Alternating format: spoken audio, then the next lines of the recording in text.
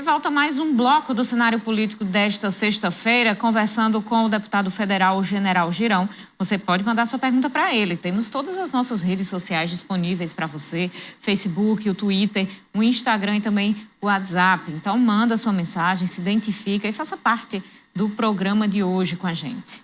Carol, seguindo, a gente traz informações sobre a Câmara Federal, que aprovou na noite de ontem o texto base do novo Código Eleitoral, que propõe uma ampla mudança nas regras para partidos e para as eleições. Veja bem, pelo projeto, as pesquisas realizadas em data anterior ao dia das eleições só poderão ser divulgadas até a antevéspera do pleito. Os institutos de pesquisa terão que informar obrigatoriamente qual foi o percentual de acertos das pesquisas realizadas nas últimas 5 eleições. O projeto lista uma série de despesas que podem ser pagas com recursos públicos do fundo partidário, como em propagandas políticas, no transporte aéreo e na compra de bens móveis e imóveis. Outra alteração do projeto prevê que a apresentação dos documentos de prestação de contas dos partidos, arrecadação e despesas, seja feita por meio de sistema da Receita Federal, não mais pelo modelo atualmente usado pela Justiça Eleitoral. Além de outras alterações em itens como teto para multas, contratação de empresas, informações falsas, competência do TSE, anistia a partidos e votos para mulheres, negros e indígenas. Ainda faltam ser votados destaques do texto, que são sugestões de alteração no projeto. Depois, para virar lei, precisa ser aprovado também no Senado. As mudanças só valerão para as eleições do ano que vem, se passarem aí pelo Congresso e for sancionada até um ano antes do pleito, ou seja, até o dia 4 de outubro, Carol. Pois é, então tá aí.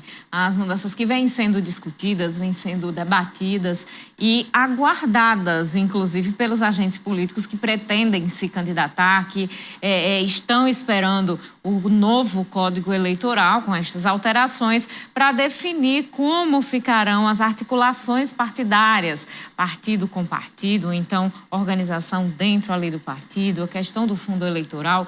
Vamos abrir um parêntese nessa conversa que a gente está tendo com o deputado General Girão em relação à movimentação política, à efervescência política que nós estamos vivendo, para questionar sobre esta questão, sobre este assunto do Código Eleitoral. Qual é a opinião do senhor General Girão sobre estas mudanças propostas e aprovadas no Código Eleitoral? Olha, eu lamento dizer para vocês que eu não estou otimista em relação a essas mudanças serem aprovadas até o dia 4 de outubro. Infelizmente, a Câmara não conseguiu dar celeridade a isso daí, foram muitas emendas. A mudança feita, ou as mudanças feitas pela relatora não agradaram a todos. A gente conseguiu tirar a quarentena, mas não conseguimos tirar, pelo menos garantir, o direito ao voto em trânsito, por exemplo, para os nossos militares, policiais militares, militares das Forças Armadas e profissionais das forças de segurança do Estado brasileiro, né? Polícia Federal, Rodoviária Federal e outros que estejam sendo empregados no dia das eleições. Lamentavelmente, o voto em trânsito, a informação tem que ser feita 45 dias antes. Isso é um absurdo. Nenhum planejamento consegue superar isso daí. Quanto a coligações que não tem, quanto à federação que não foi aprovada, sancionada pelo presidente, são mudanças que também a gente acredita que não vão ter tempo de passar. Esperamos que o Senado mantenha pelo menos uma única alteração que a gente fez, que é sobre o quociente eleitoral, que não precisa mais você atingir os 100%.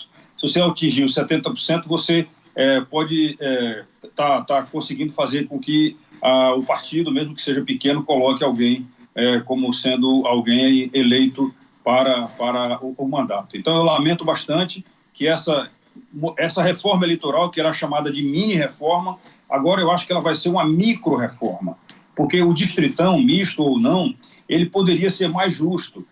A votação, serem diplomados aqueles mais votados, também seria um sistema muito mais justo. Seria uma maneira de você dizer para a população que eles, sim, elegeram os mais votados e não aqueles que num bloco consigam estar dentro de um pacote de votações que possam levar, por exemplo, um que ganhou muitos votos acaba levando outras pessoas que tiveram poucos votos. A gente está tentando trabalhar nisso daí ainda, vamos ver se a gente consegue ter tempo. Se mudar alguma coisa no Senado, já era, não vai dar tempo. Deputado, voltando ao assunto do bloco anterior sobre as mobilizações do 7 de setembro, a gente tem observado o tensionamento existente entre o governo federal, né, por meio do presidente Bolsonaro, e o Supremo Tribunal Federal. O que a gente ouviu, né, era de que, por parte também de ministros do Supremo, é de que alguns discursos da ala bolsonarista eram antidemocráticas. E falou-se também em golpe. A partir disso, criou-se ali uma atenção para impeachment do presidente Bolsonaro. Em que situação está hoje, né, o presidente e o Supremo? O senhor, inclusive, é um dos críticos aí ao STF. Como é que está hoje essa questão? Já foi resolvida ou este recuo estratégico também do presidente, ele é temporário? Olha, Ivanov, o que eu posso dizer para vocês é que a gente sabe que o acordo que foi feito, as conversas feitas, elas levaram, sim, para que houvesse uma trégua, né? É um acordo que selou uma trégua. O Supremo Tribunal Federal começou a demonstrar que realmente vai ser muito mais justo com os apoiadores do presidente, que somos nós aí, que fomos investigados de maneira injusta. Estamos sendo presos, vocês viram aí semana passada, de sábado para domingo, por ordem do ministro Alexandre de Moraes, houve inclusive o cerceamento do direito de embarcar de um apoiador conservador, que é americano, que foi assessor do presidente Donald Trump, e que participou de um congresso conservador junto conosco lá em Brasília, sexta e sábado. Quando foi domingo que ele foi embarcar, ele foi cerceado do direito de embarcar, ficou lá respondendo perguntas da Polícia Federal. O que é que o cara fez? Nada, ele é empresário que criou um aplicativo de comunicação, como tem o WhatsApp. Então, rapaz, foram muitas as arbitrariedades, nenhuma ditadura é boa para ninguém. O presidente Bolsonaro, hoje o general Heleno acabou de liberar um vídeo aí dizendo que Bolsonaro é um presidente muito mais democrático do que muitos outros que passaram por aqui. Nós estamos completando 1000 dias sem corrupção no governo e a gente lamenta muito. Você mesmo falou agora aí no primeiro bloco do programa, essa dívida de 15 milhões com a Liga do Câncer de Mossoró. Eu apoiei a Liga do Câncer com emendas parlamentares, apoio todo ano com liberação de recursos para a saúde. Eu lamento muito que o governo do Estado esteja praticando essa política de mentiras ou de omissão. Porque recentemente eu soube que o Hospital Wilson Rosado em Mossoró, para receber recursos, teve que entrar na Justiça, e a Justiça determinou o bloqueio de recursos para fazer esses pagamentos.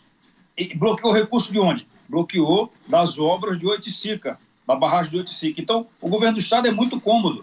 Ele está pegando o dinheiro e, ao invés de assumir os compromissos, honrar os compromissos obrigatórios, que são compromissos da saúde, ele está fugindo disso daí. Eu vou apresentar isso daqui como sendo uma denúncia na própria segunda-feira agora ao deputado estadual Coronel Azevedo e outros também, para que eles levem isso daí e cobrem essa resposta da governadora também. Por que ela não está pagando a saúde se ela recebe o dinheiro para isso? Falando sobre a questão dos motoristas de caminhões, esse movimento que foi gerado, foi também uma consequência do pós-7 de setembro. O senhor acha que é uma atitude acertada por meio destes trabalhadores? Veja, Carol, inclusive eu queria fazer um elogio aí, viu? Você tá bem diferente com esse seu cabelo. Já fazia tempo que eu não lhe vi aqui no programa aí, da outra vez que eu apareci, era só o Vanuve, você estava de férias. Parabéns aí. Obrigada. Mas deixa eu dizer para você, eu estive ontem lá visitando os caminhoneiros que estão acampados no meio da esplanada dos ministérios. São famílias que estão acampadas lá, eles estão levando a comida deles e produzindo a própria comida deles. E estão pacificamente demonstrando que querem, sim, do Senado Federal, que eles assumam o seu compromisso que está na Constituição. Isto é, cabe ao Senado Federal chamar a responsabilidade por atitudes inconstitucionais os ministros do STF. Então, eles estão querendo entregar um documento para o presidente do Senado. Infelizmente, o presidente do Senado fugiu de sua responsabilidade como homem público, como senador da República, de receber os manifestantes, ele ou alguém dele, nomeado por ele, para receber os manifestantes e receber o documento que foi mandado para ele. Afinal de contas, o direito de se manifestar está na Constituição Federal, principalmente quando a manifestação é pacífica, como é a manifestação deles. Deputado, como tranquilizar a ala bolsonarista depois da carta de ontem, que inclusive teve o suporte, o apoio do ex-presidente Michel Temer. A gente viu alguns vídeos de pessoas realmente insatisfeitas. Como tranquilizar aí essa ala? Pois é, Vanúvio.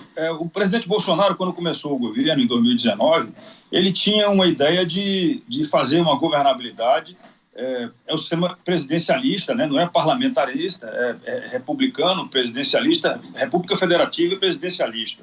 Então, não é parlamentarismo. Ele precisa ter o apoio da base política no Congresso Nacional. Esse apoio, ele começou dizendo que não ia distribuir ministério para ninguém, que era o hábito anterior, os apoios eram conseguidos desse jeito, e, infelizmente, não conseguiu aprovar as principais medidas que ele queria. Então, nós precisamos, sim, repensar como é que é a forma de governo que a gente precisa ter aqui no Brasil para que a gente tenha, sim, uma governabilidade com menos sobressaltos, com menos impedimentos do próprio presidente da República ou do primeiro-ministro para trabalhar, para fazer o trabalho do executivo. O que a gente tem hoje é que, infelizmente, o legislativo faz trabalho do executivo, mas não é parlamentarismo, e o judiciário também tem feito trabalho de executivo sem ser atribuição constitucional dele. O que eu posso dizer para os nossos apoiadores aí é o seguinte: o presidente está jogando o jogo da governabilidade, ele é importante, o impeachment, com o apoio popular que o presidente tem, não cabe de jeito nenhum.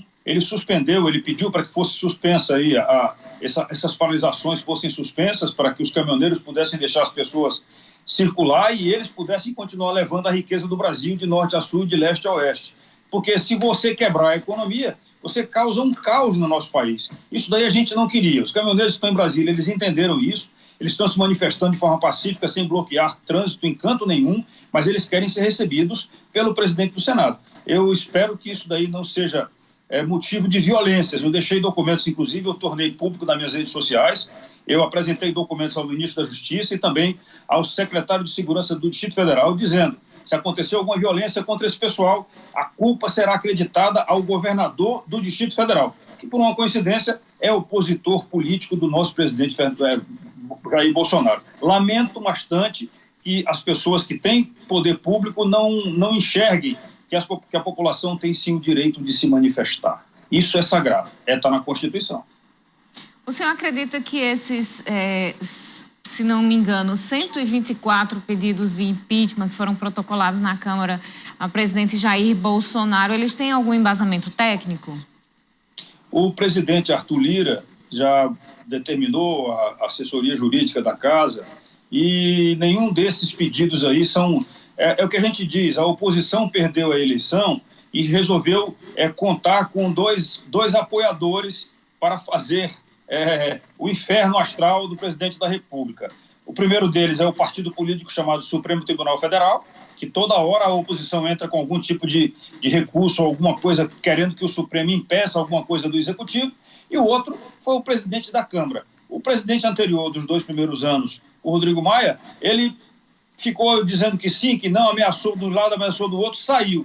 E agora está o presidente Arthur Lira, que já tem mais de uma centena de pedidos. Essa é brincadeira isso daí. Você trabalhar desse jeito é brincadeira. A oposição perdeu a eleição e não está convencida disso ainda. Aproveito até para dizer, vocês entrevistaram ontem aí o senador Jean Paul, eu não estava usando o nome não, mas eu vou destacar aqui. O senador Jean Paul foi muito infeliz na semana passada, quando numa entrevista que ele fez aí entrevista não, quando de uma oitiva que ele estava participando da CPI do Covid, né, essa CPI que envergonha a gente lá no Senado Federal, ele foi fazer uso da palavra dizendo que tinha nojo de quem usa o verde e amarelo, as cores da bandeira do Brasil, e sai às ruas para demonstrar um sentimento de patriotismo. Eu estranhei muito essa declaração dele, aliás, me surpreendi bastante negativamente, é claro, e lamento, espero que ele tenha falado isso daí de um jeito assim, meio que num momento assim de pouca lucidez, porque não dá para poder aceitar que um brasileiro, principalmente uma pessoa que veio do mundo empresarial, independente da bandeira política que ele esteja carregando, ele venha afirmar que tem nojo da bandeira do Brasil, das cores da nossa bandeira. É lamentável. Vamos fazer um intervalo? No próximo bloco nós continuamos a nossa conversa com o deputado federal, General Girão.